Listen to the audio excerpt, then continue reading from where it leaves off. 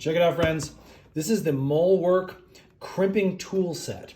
Now, we've been doing a lot of wire splicing lately, and I just needed a better tool than what I have. So I wanted a better tool, and this one came in a set. So I have all of these crimping options.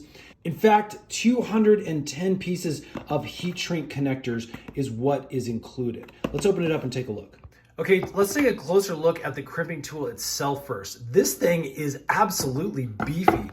It feels really, really well made, especially compared to the garbage tool that I've been using. So check this out. We can kind of squeeze it. It's got that little ratcheting system. You can push all the way in and then release all the way out.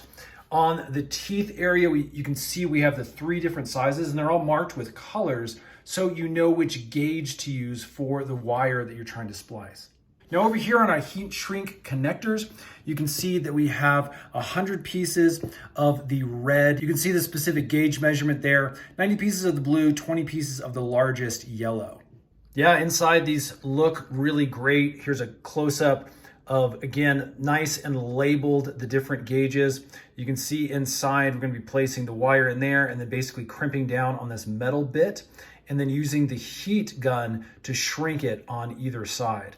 Okay, so let's do a quick demo. I've got a little bit of wire here, and again, what we want to do is pick out the right gauge. In this case, it's going to work good on this blue guy.